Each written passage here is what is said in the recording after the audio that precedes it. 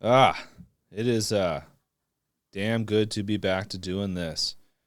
It has been a little bit of a minute. I have been insanely busy. A little 8:05 for this evening, gentlemen. And we are going to be reviewing some special fuckery this evening. So, had to definitely make a video on this or have this as my pseudo comeback after the last 6-7 months off. But I've been super busy, and I have good reason for that. I am officially back to building. So, if you follow my Instagram, etc., JEH Consulting Inc. on Instagram, which is pretty much the only thing or place I post shit, you will notice that I am back to officially building. So I am now managing the design development of all the new all-wheel drive platforms for Towers Motorsports, a family out of Australia. And we are developing both all-wheel drive Class 1 and trophy truck platforms. The first car is already off to treating, and the first trophy truck, is on the table. So, oh God, 10, 15-year hiatus from building, and now I'm back. I've spent the better part of 15, 16 years plus-ish, and doing just design consulting for builders, race teams, etc. And now I am back to the official building stage. Like, here's our all-wheel drive trophy truck, mid-engine platform, portal design. And here is our all-wheel drive Class 1. Portal design, multi-link rear suspension. Does fit a big block fuckery. So, but yeah, so that is my excuse as to why I have been not doing any of these shitty videos. I have been way too busy. The bandwidth issue is just gnarly. And so we're back because of the factory Polaris fuckery, which is quite fascinating. To be perfectly frank, I am a little taken back. I am very surprised at what is going on and why some people have been very quiet, etc., because there's no fucking way that I'm the only one that sees what I'm about to review. So, with that said, let me introduce you to specifically what I am referring to, which is the factory Polaris racing deal, which is they now are officially a factory Polaris team. So in the past, there have been factory Polaris teams, but it's technically not factory Polaris. So to kind of give you an example, my wife's family is the factory Suzuki Superbike team, but they are actually Team Hammer. They are privately owned by the Ulriches. They have been a private team for 43 or 44 seasons now, but they are the factory Suzuki team. So they are paid to campaign as the factory Suzuki team, even though factory technically doesn't have, Suzuki doesn't have a technical factory team, blah, blah. The point being is that same business model is how Polaris operated. It was privatized teams that were then funded by the factory and at a caliber that would be considered a factory team. Now that dynamic has shifted. Now Polaris is still, to my knowledge, supporting these similar factory teams that are the privately owned teams, but now they actually have an OEM factory team. And this is very exciting news. This is huge for our industry. So I don't want to have the following that I'm about to review sort of negate the fact that what they're doing is truly special. It's very good to see. So let's not, let's be able to separate this stuff like adults. Because what I'm about to review is going to get a little brutal, unfortunately. And that's fine, because you could think that I'm a moron or a jackass or an idiot or any of those things, and I've made peace with that. So the reality here is this is more about an issue of both safety and hypocrisy. And safety primarily, hypocrisy is more like I'm kind of pissed off, and so are others in my position because it's kind of bullshit what's kind of been going on. But let's just stick to the fundamentals, because there's a lot that we can argue on suspension-wise and performance-wise and all this stuff that's kind of like opinion-based metrics and some of the other bullshit. But the reality here is there's a reason why the Matlocks run a non-stock Pro R.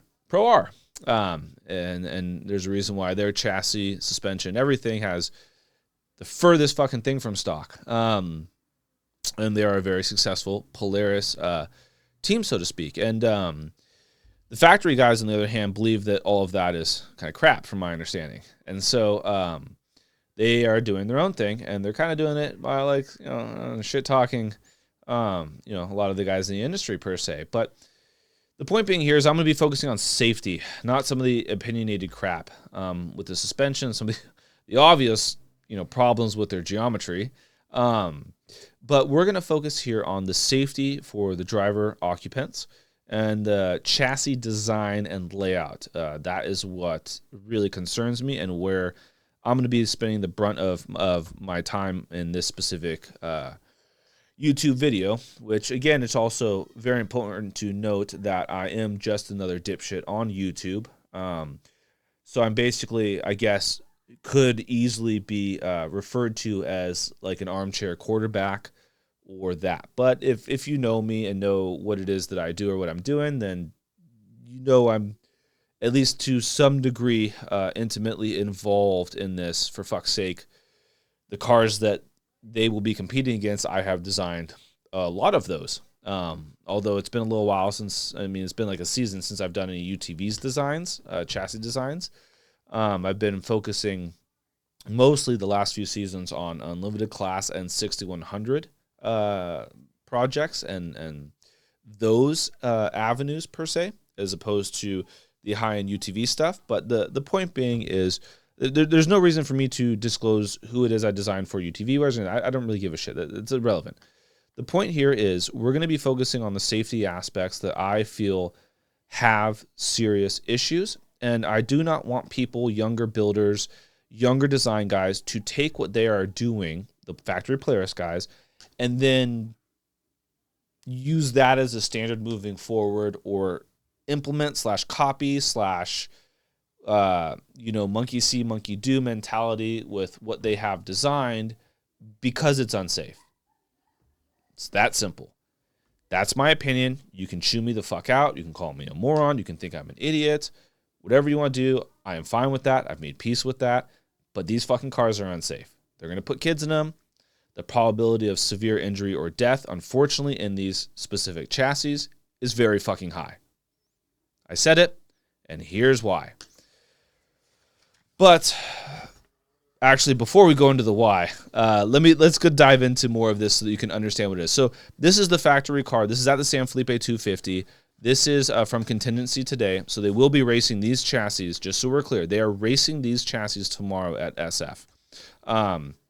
I fucking hope nothing bad happens. Jesus. And so to understand some of this too, you can also go review, that's a little sneak peek to one of the diagrams coming up. They have a series of videos, the RZR Edge videos, and these are, like, here's episode 4 over here, just a bunch of videos that they have put together, kind of boasting about this, pseudo down-talking the rest of the industry with these little, like, quips about how they have, like, real engineering and all this other fuckery involved. And yeah, and so, you can watch those at your leisure or whatever. I don't need to fucking go through and comment through those videos. It's not worth the time of this fucking video for that. So the point being here is there's one notable quote I think you should kind of take in before I start to review everything. And that is from the VP of Polaris Off-Road, Reed Wilson, which I'm assuming he's probably a nice guy. I would venture to say he's really fucking sharp. There is no way you become the VP of Polaris Off-Road with the success that they've had over the last, 10 fucking years, without being a sharp motherfucker. So we cannot, by any means, assume that this guy is an idiot or a moron or any of that. We got to throw that off the table.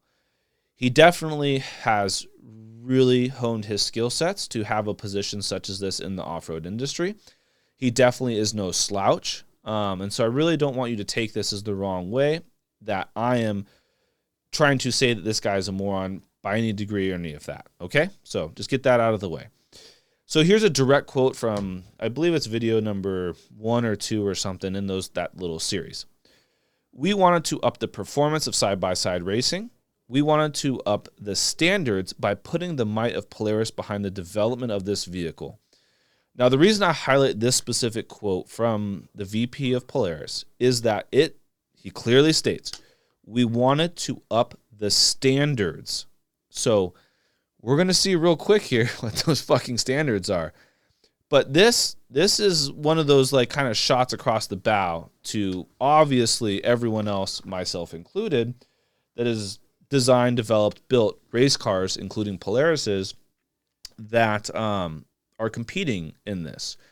So apparently they are, that stuff that currently is built, competing, designed, whatever you want to call it, is not up to the standard of what Polaris is. And so let's do a little bit of a detailed review on this fucking standard he's talking about. And let's start with diagram 1. Fuckery. Yeah, if you can see that in the corner, I did name this Factory R0 Fuckery 1 JPEG. Yeah, that's how I roll. So, anyways, let's start with some of the obvious stuff. There's been some banter online about the blue tubes. Now, the blue tube down the center, just so we're clear, it's in the windshield area. Maybe you can see it. This is a fucking screenshot of one of the videos. I'm not investing an insane amount of time prepping for this shit. This is more videos are kind of done on the go. Get fucked, I'm too busy. So this is the intrusion bar or bars, if there are two. I drew one line. Depending on the flavor of the chassis, the layout, you can have one bar, you can have 2 bars. I've done both. If it's properly noted and everything, it's fine.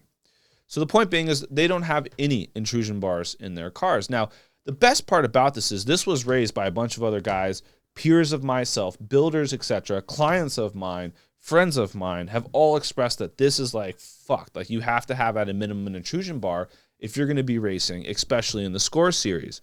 And the best part about that is they said that they were going to probably add that or whatever, and they fucking didn't.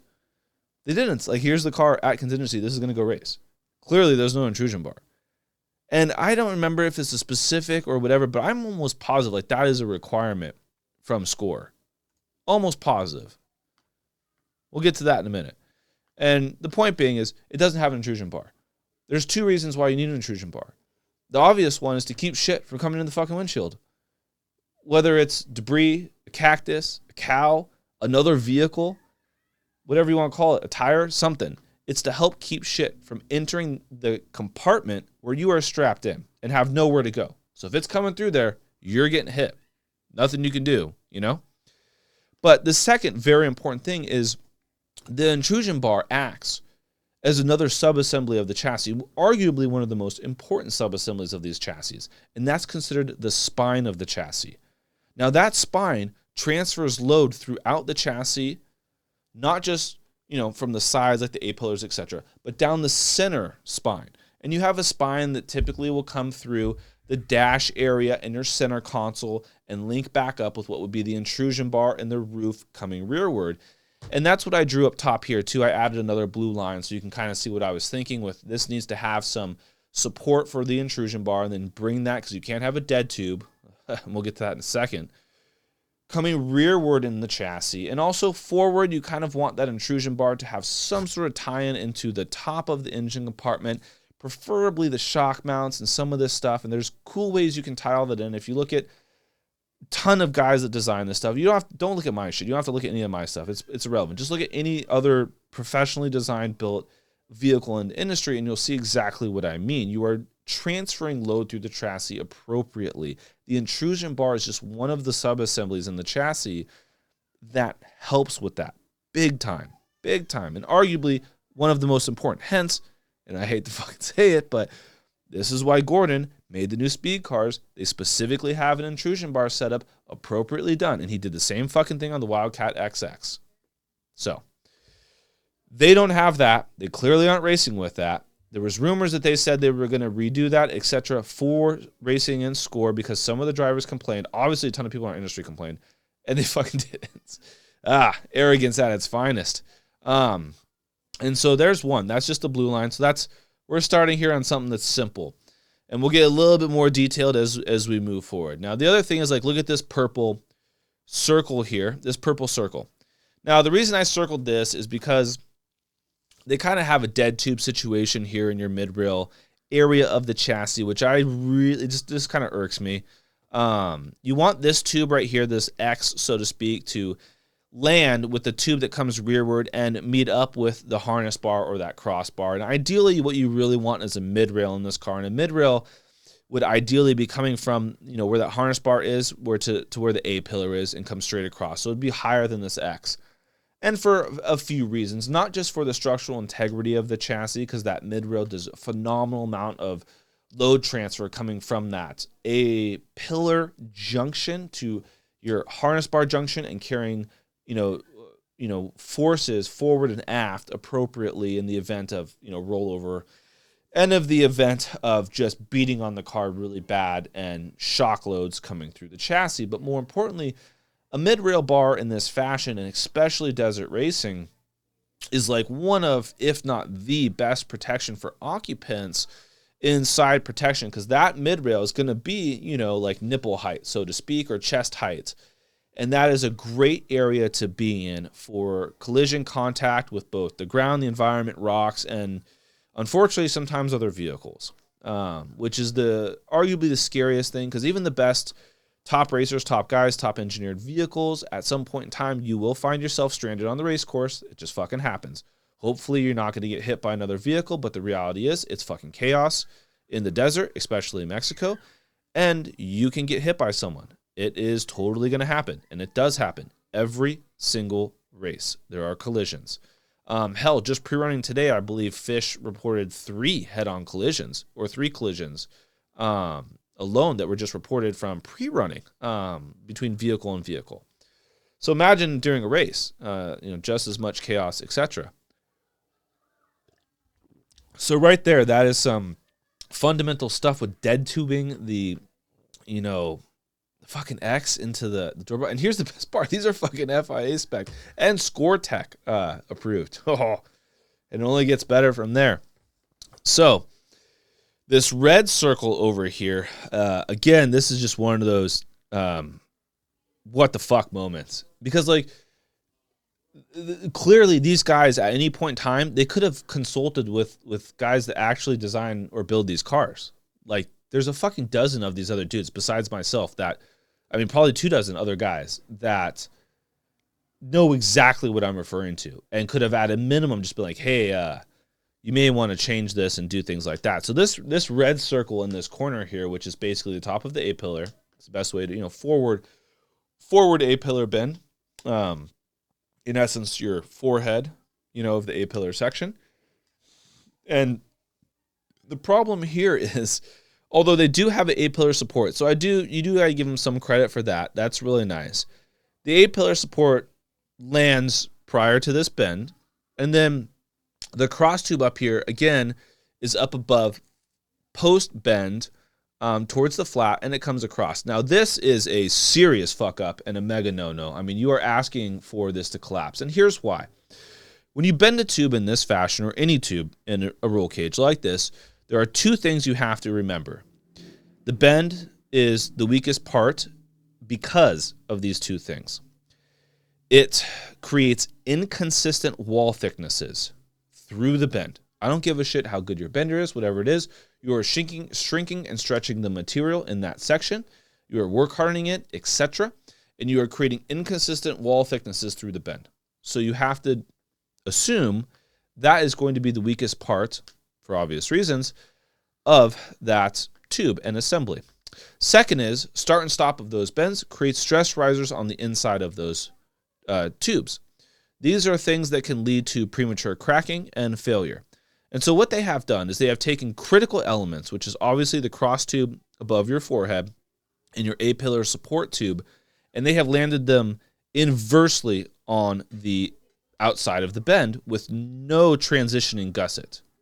None. So, well, even if the transition gusset is there, still, it's kind of cringe. It's not great. But the point being is this A-pillar support should actually be in the junction where that cross tube hits the A-pillar. They should all be well together, and there should still be a gusset that comes from the A-pillar up and over a little triangle gusset right here with a piece of material. And it's important to note that the other thing too, and this irks me, and I'm not a fan of this, is they run the A-pillar support tube a smaller diameter than the main tube. This, again, is a really faux pas thing. I fucking hate this because you want the diameter to match. If you're worried about weight, run a thinner wall material. But when you have a smaller diameter tube that's at an impact point into a larger diameter tube, it kind of acts like a spear in essence, and you're kind of asking for it to crack on the edges of that because the outside walls of the smaller diameter tube do not match the outside wall of the main tube. So the force or, compression force that comes in if you were to contact the top of the A-pillar is pushing down onto like this sort of semi-spear into that larger tube, and that smaller tube wants to almost puncture it. Whereas if it's the matching diameter of the A-pillar, so the A-pillar support matches the diameter of the A-pillar, what ends up happening is the load transfer, the sides of the A-pillar support now match the sides of your main A-pillar tube. So the load transfer there is significantly better.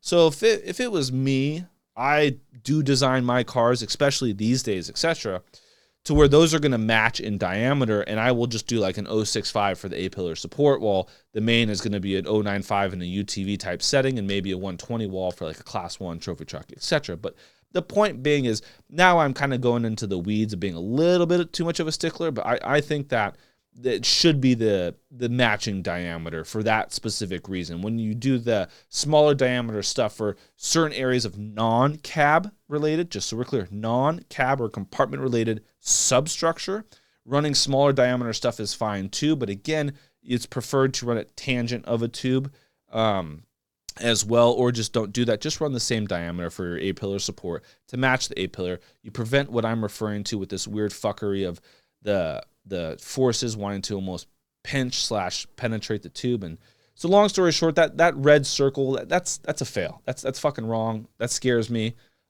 These cars are triple digit cars at 100 miles an hour. That fucking junction is really iffy, really iffy.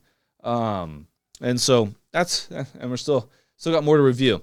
Now, the scariest part, the thing that is just fucking insane to me, that this would fly, let alone is ScoreTech approved, Jesus, is where the yellow arrows are pointing to and what the green line is in my diagram here. So this green line is coming across represents where the crossbar is in our B-pillar, and these yellow arrows are pointing to these bends. And so the chassis comes up and bends over in this sort of fashion. Now, I've got another diagram that highlights this as well. So let me open that too. And so you can see these bend up above that cross tube. What in the fuck? I can't, like, this blows me away. If I did something like this and even posted it, my peers would rake me over the fucking coals. My career with what I do for a living would arguably be over. That's how fucking bad this is. This right here single-handedly could lead to a casualty. Straight up. This is not even fucking around. This is ridiculous. They couldn't have at a minimum just called someone and fucking asked, hey, is this okay? Fuck no, it's not. I've seen, like, there are vehicles that were designed and built in the 90s significantly safer than this. And I would like to refer to you, and we'll go back to our quote. Remember our quote. We wanted to up the standards. So here's the new standards, just so we're clear. They have been upped. Fucking upped. So, the reason why this is so fucked, and I hate this shit, is because basically you have a bend that is your main A-pillar. So when you typically, these vehicles roll, two major things happen. You typically will impact the front of the A-pillar. You roll and you impact the A-pillar. It wants to come down into the cab onto you, into your chest, so to speak. Or second, you'll shift and you'll roll sideways. And so then you'll hit the roof, and the roof will hit sideways, so to speak, into terrain, material, ground, whatever, and want to come and shift, right? And so by having this bend here, What this does is basically guarantee that the A-pillar is going to now buckle inward into the cab, like straight up. I mean, this is so fucking bad, it's ridiculous. These things aren't even safe at 50 miles an hour, let alone the triple digits that these legitimately can go to, which, again, to some fucking credit of players, like these fucking things can easily do 100 miles an hour. Easy. And so, with that said, that is definitely not kosher. That is definitely not safe. The fact that this is allowed to race really just showcases how much the whole certified chassis means absolutely nothing to safety. It's ridiculous. Absolutely ridiculous. I would not put my kid in this car. I would not have friends of mine drive this car. No fucking way would I allow a client to race this car. No, just absolutely fucking not. Take the sawzall to it, get it the fuck off the race course, fucking start over. That is bad. That is horrible. The green line, the fucking crossbar, it's fucking 6 inches too low in the chassis. You cannot have that bar more than maybe an inch from the roof. Because sometimes what you might want to do is you'll have that bar parallel to the top of the A-pillar bars, but you might bend the intermediate roof bars or some of the stuff that's right above your head. You might bend a little bit of those, and we're talking like an inch or a half inch, above, and it's just a slight kick. This is insane. This is 6 inches below. This creates a situation, like I'm saying, where the roof in a serious rollover, as soon as that car gets sideways and comes over, that roof is going to shift. Like, there's no fucking way it's not. If you get into a rollover, you start coming end over end, and you hit the A-pillar and you contact that whole structure is going to fail. Because that's what's supposed to support it from bringing the A-pillar into you, and that whole structure is just going to come right down. Like, there's just no fucking way it's not.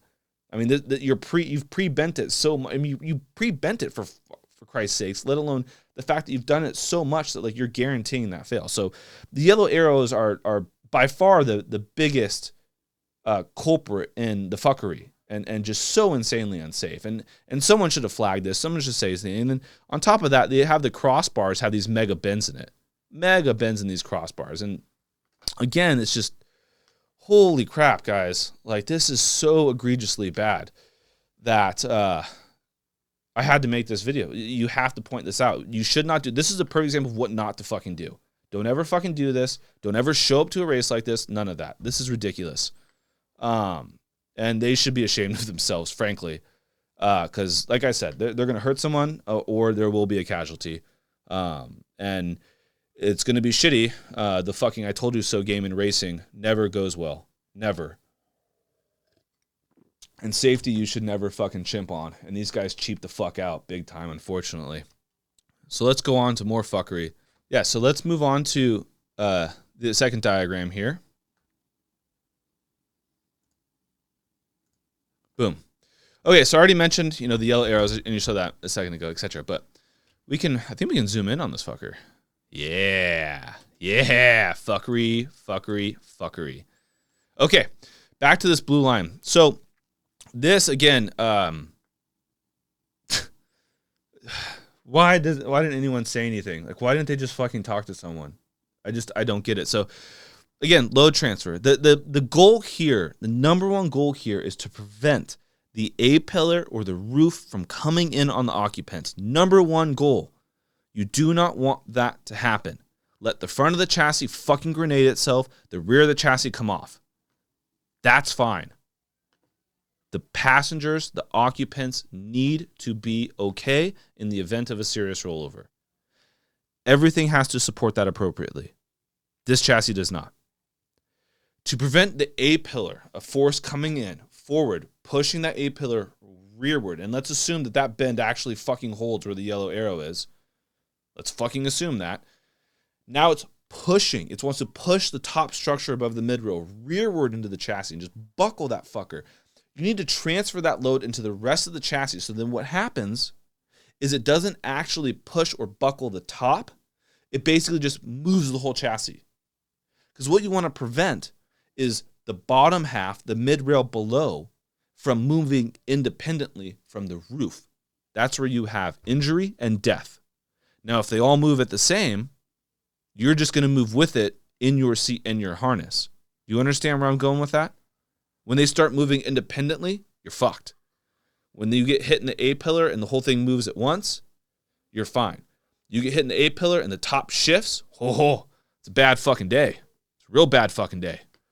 So they don't support that properly because they don't bring something back down to come into the chassis and distribute that load appropriately down. So the blue line here would be what I would have done. I'm sure a fuckload of others would have done the same thing, is carry that load down to this other down tube coming down to the chassis. Now, the other argument could be that they're putting it into a bend. And again, I'm being a little nitpicky, but even the bend at the bottom is kind of like, what the fuck, guys? But see, then I'm a fucking miter person. There are 2 bends in my trophy truck chassis. 2. That's it. That's me, But still, I'm being a little nitpicky there. That bend is okay, not my preferred. But the point being is they don't have anything transitioning that load to effectually keep that A-pillar from wanting to crush or shift the entire top half of the chassis. Now, they do bring a down tube in the top of the shock. So you got to give them some points. They at least support shock loads into the top of the chassis. But as far as a rollover goes, this is a fucking fail. Straight up, this is a fail. Because all it's going to happen is it's going to push this shock tube down. This is basically a flat tube down here. All that's going to do is buckle. And the shock ain't going to do anything. The shock is just going to... So you're not doing much. And then let's review some of the other fuckery. This red circle here, you have these 2 bars that come up that then meet with those. They're not in this specific picture, but it's the bent ones that come up the roof tubes. Again, those roof tubes aren't fucking doing anything. That is such a joke. But again, here, this is like fabrication, chassis design, development, layout 101. These fucking tubes aren't touching. This is asking for stress fractures between those tubes. Like asking for it. Like you're basically guaranteeing it. So those tubes need to touch. And now, even then, to be a little nitpicky, even if the edges touch, tip to tip or whatever you want to call it, I still don't like that. I like those tubes to have a little bit more than just a touch, to where those tubes are well together in sort of like a mini miter plate situation. You should know what I'm fucking talking about. If you don't be designing chassis. And so again, this is like this is chassis layout 101 failure. What the fuck? And that leads right into the other fucking what the fuck failure is your triangulation for your B pillar, which is arguably some of the most important stuff. Because again, remember, like I said, your goal here is to prevent the top from shifting relative to the rest of the chassis in the event of a rollover. If it all moves the same, then the whole chassis moves. And that means you're strapped in, you move with it. If that top shifts, you're fucked. You're fucked. And so the whole point of the B pillar triangulation is to prevent the shifting of that structure. Period.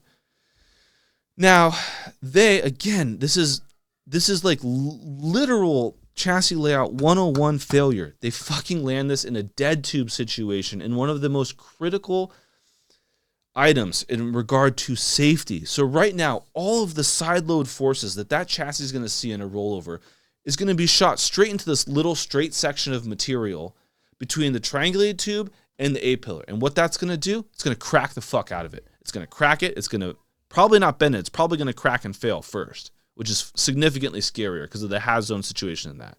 So you want this triangulated tube, so to speak, your X or your V or sub V or W, however you do the, B pillar section. The point being is that all needs to meet in one node, in one section, and all be welded together nicely.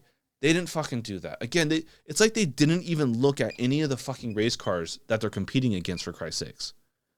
This is very basic stuff that they could have easily just, again, asked somebody that actually designs race cars, for Christ's sakes. And it's so frustrating because they're putting very talented kids. For fuck, McCachran's son is racing one of these.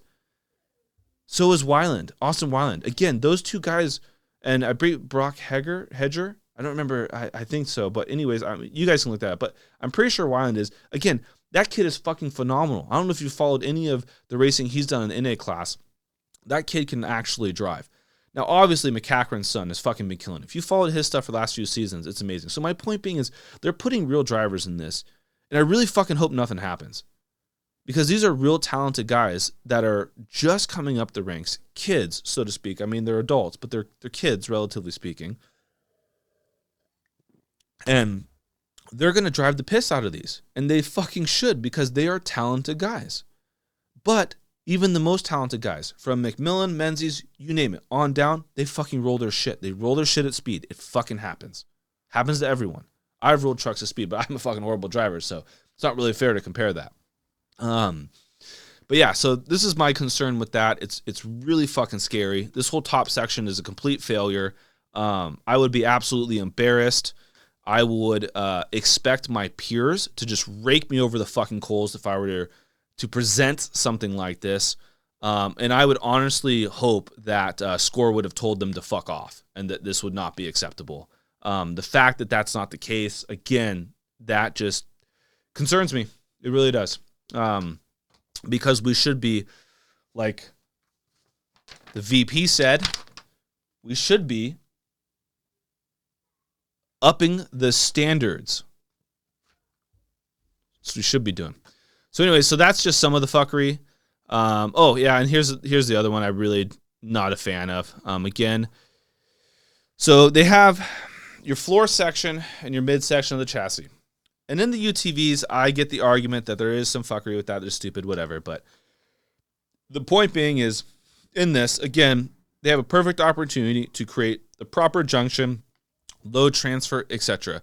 And what they basically have done here is dead-end the door bar with the cross tube and the triangulation for the B pillar about a fucking 8 inches above the floor section and the primary junction where the trailing arm and what they have is their quote-unquote toe link, all transitioning from, and it's like a fucking wet noodle with a floor and then the main structure. So my prediction here is, in the event of a serious rollover, it's going to have the quote-unquote Can-Am effect, which, if you guys know what I'm referring to, the fucking bottoms of the Can-Ams just fucking meh. And so I just don't see that holding up well at all. You have all of this weird load on these sort of like little noodle tubes that come down and fuck. So the point is the door bar, the B-pillar structure should be tied down into that corner where that pivot is, where that bottom floor chassis junction is, and properly transferring load throughout that. So my guess is there's a high probability that that might be one of the first spots on the chassis to start cracking, simply because of how they did their geometry, which is here's even more ironic, is because of how they did their geometry with their, in essence, inline toe link to their main trailing arm, the twisting effect in that specific part of the chassis is pretty substantial. So it's going to want to just noodle that fucking tube between the floor and the side more. You know, and that, again, it's a fucking bend. And in the bend, they have the free-floating bends. Again, cringe. Absolutely fucking cringe. The weakest part of the tube, just, oh. So, yeah, so to me, maybe more on the nitpicky side, but again, that could definitely be, no, that for sure can be a lot better. And you should not be doing this. Again, great example of what not to fucking do if you're going to be designing these vehicles, etc. So, yeah, so that is a really simple rundown as to why I think these are unsafe, and as to why I decided to make this video, because, like I said, they're going to have these talented drivers, and this is going to get bad quickly if there is a shitty situation where they end up end over end or roll over at speed.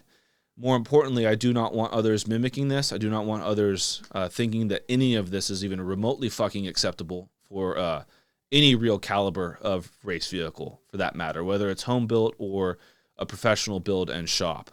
This is a great example of what not to do. So if we're going to put a book together of those, I've got 2 diagrams I'm willing to submit, and I'll fucking sign them too, as long as they give me, it's like the copyright bullshit on that. But so this is just part of the fuckery. The other part of the fuckery is what would be considered hypocrisy. And I'm going to review that right now. And so here is a little bit of some behind the scenes of how some of the industry stuff works. So I design vehicles for builders. I also design, and we're building our own vehicles in-house now for the New Towers program, etc. But the point being is I spent a lot of time from the grassroots stage, so to speak, or the initial layout of a chassis, all the way up to leaving the start and finish line. And so what that means is there's all these different stages, and one of the primary stages, the most stressful stage to some degree, is bringing a brand new platform through and pass tech inspection so that you can go race. Now, you have to design the car. So the process for me and my clients and what I do typically revolves around, we'll design the car in CAD.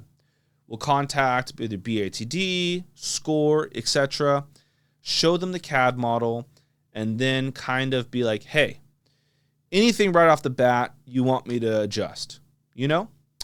Then they'll give us the thumbs up, a thumbs down. It's not an official tech. It's more like a, hey, we prefer X, Y, or Z.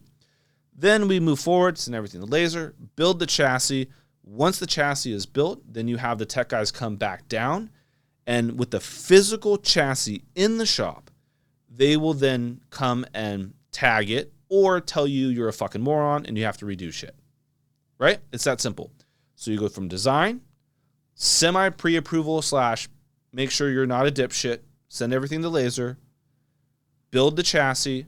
Once the chassis is physically together, you can then go get teched and tagged for racing and SCORE. Simple process, right? Apparently that process is not for everyone, or at least the cool kids don't have to deal with that. And here we go. This is from Race Desert the other day, and I just want to be crystal clear. So we're going to read this. This is for the factory Polaris team. According to engineers, SCORE and FIA agree that once the car is certified, FIA is certified, it will automatically be legal in SCORE. Yeah, that's right. These cars are fucking FIA certified. Oh, yeah. As of now, 10 chassis have been FIA certified and 3 race cars have been built.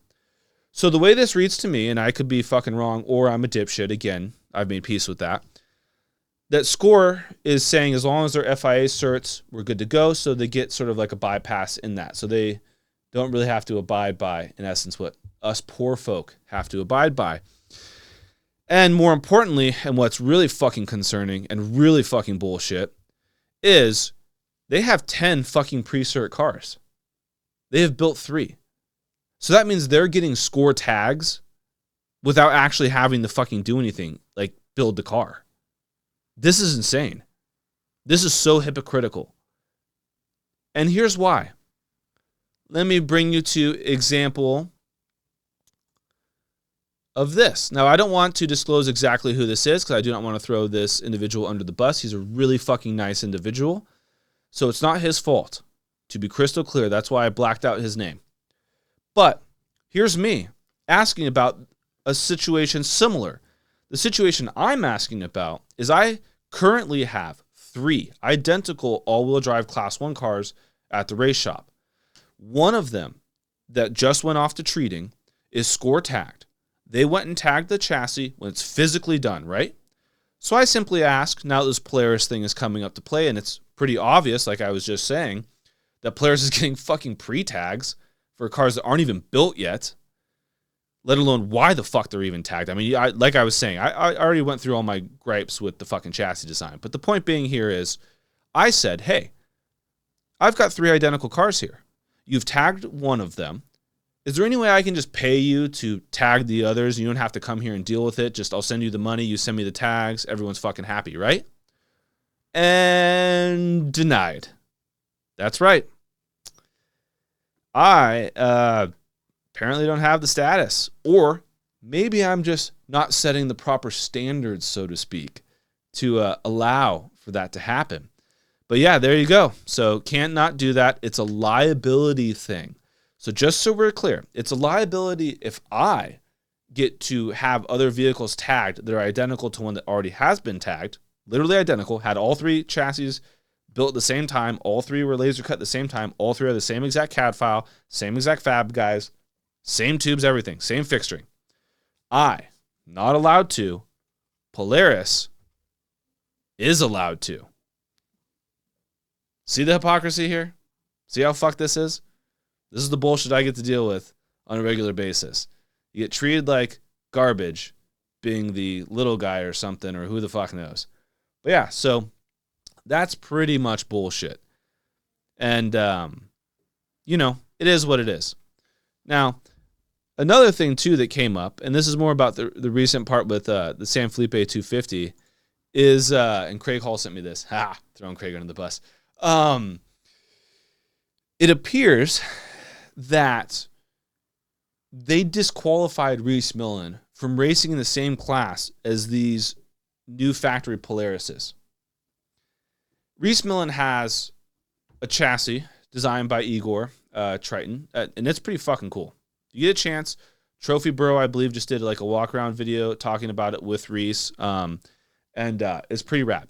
He did a good job. I think it'd be really fucking fun to drive, especially with the Pro R drivetrain, because apparently Reese was saying they got the weight down to like 2,400 and change, 2,500 and change.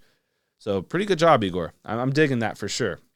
But the point being is Reese Millen was disqualified from racing in that class against those brand new Polarises. Well, you know, it was legal the Wednesday before the race, and then they made him switch over to Class 1. So clearly some politics is there. So moving forward, apparently, as far as score is concerned, Polaris is now the score tech. So just so everyone is on the same page here, that way there's no confusion moving forward, that we're all happy. So, yeah, so that's my gripe. That's the bullshit. Take with it what you will. Chastise me, admonish me in the comments, or not comment. I don't really give a shit. I hope you dislike the video entirely, because YouTube are a bunch of communists. They don't deserve any likes. And yeah, my name is Jason Elvis Hurd, JEH Consulting Inc. I also own DIYoffroad.com. So you can also go and talk shit on my Instagram pages too, to me directly. You can email me directly and talk shit, jason@jehcinc.com, so jehcinc.com. I do have a decent size on my Gmail account, so I can hold quite a few emails. So go ahead and load that up with shit talk. No problem whatsoever. And I appreciate your guys' time. And again, I just want to reiterate that these are my opinions. There are definitely going to be individuals that think I am a moron or a jackass, and I get that. But at the same time, my concern here is safety, and obviously the hypocrisy, which is both funny and dipshittery at the same time, but mostly funny. And so appreciate, as always, gentlemen, pitter patter, and I am going to spend the rest of my night, I don't know, if the kids are still up, we'll go play hide and go seek or some shit like that. Good evening.